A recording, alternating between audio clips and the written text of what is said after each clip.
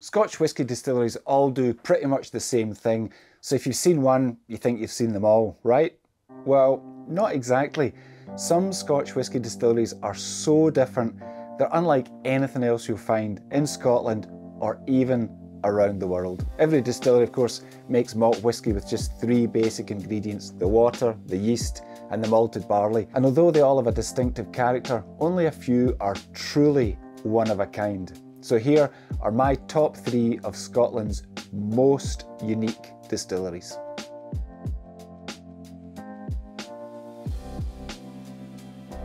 The bonny banks of Loch Lomond, one of Scotland's most picturesque places.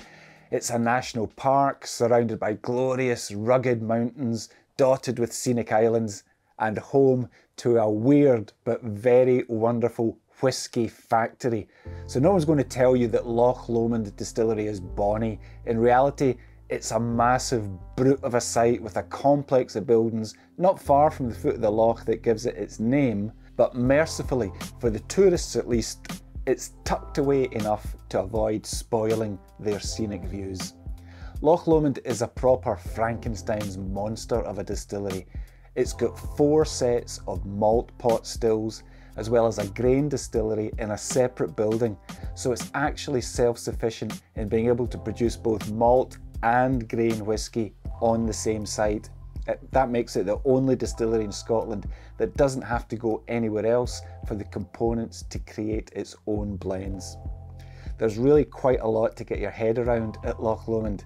There are currently 3 sets of straight neck pot stills with rectifying heads, and these were originally designed specifically for this distillery when it was built in 1964, and they're a kind of weird hybrid with a traditional pot still base and a rectifying head on the top.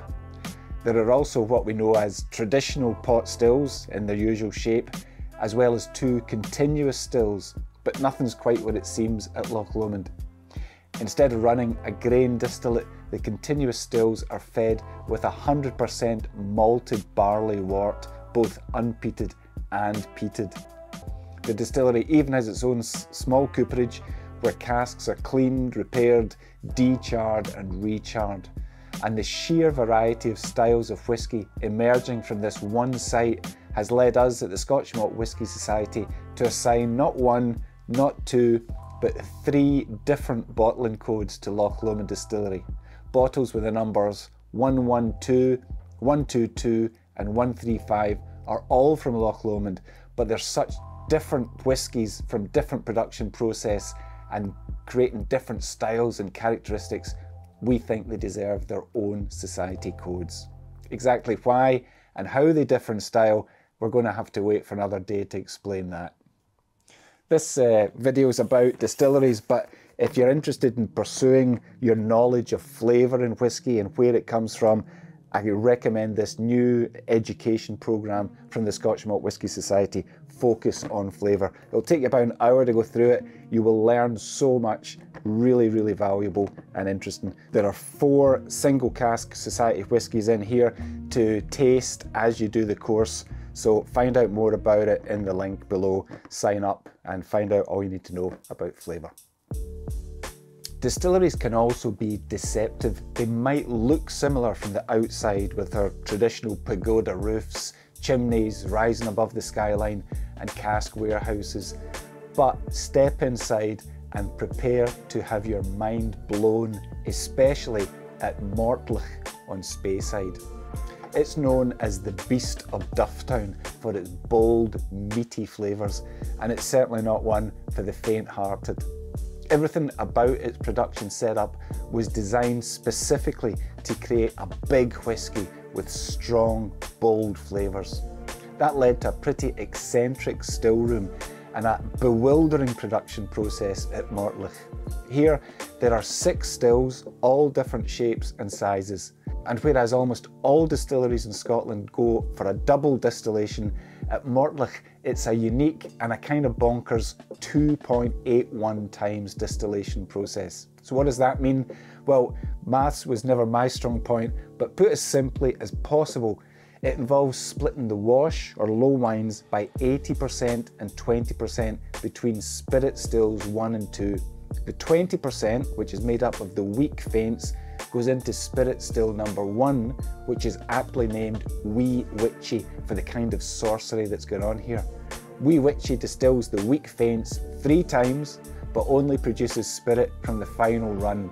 The weaker charges that are known as dud runs are distilled off without removing spirit from them, and they help to build up the strength for the spirit charge. It was explained to me a little bit like boiling a kettle 3 times to make a cup of tea. It's expensive and it's inefficient. And in all things distilling, the accountants are usually the ones who win, but that's not the case at Mortlach. Oh, and that pursuit of flavour over a lack of efficiency extends, of course, to the use of worm tub condensers over the more efficient shell and tube style, and that contributes even more to the whisky's meaty, sulphury notes. Mortlach is a beast indeed, and well worth checking out. From Speyside, we travelled to the How of the Mearns. This area isn't a big tourist destination in Scotland, certainly not for whisky fans, although for anyone that's read Lewis Grassic Gibbon's Sunset Song, they'll be familiar with the landscape, and if you haven't read it, you really should. The How of the Mearns is a valley in South Aberdeenshire, and it runs northeast from the town of Brechin on the east coast of Scotland. It's really known first and foremost for its agriculture and its extensive farmland, but not so much for its whisky.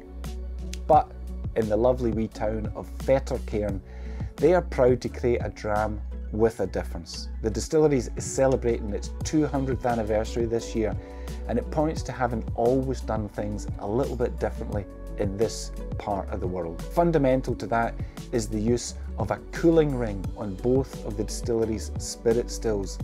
These rings pour water down the head of the still to chill the hot copper, and that means only the lightest vapours are able to rise over the neck of the still to be condensed, and that contributes to a light, fruity, tropical character in the mature whisky. As distillery manager Stuart Walker told Unfiltered magazine not too long ago, not only are the cooling rings iconic to Fettercairn, they also provide a magical sight on your distillery tour. Fettercairn is also looking to the future with a programme to plant Scottish oak trees that will provide the wood for the casks, so that's something to look forward to well into the future. The distillery reopened its newly refurbished visitor centre a couple of years ago after COVID, and that makes another great reason to visit the How of the Mearns. So that's my pick of 3 of the most unusual distilleries in Scotland. Tell me which ones would you suggest? Let us know in the comments below. Thanks for tuning in. Cheers.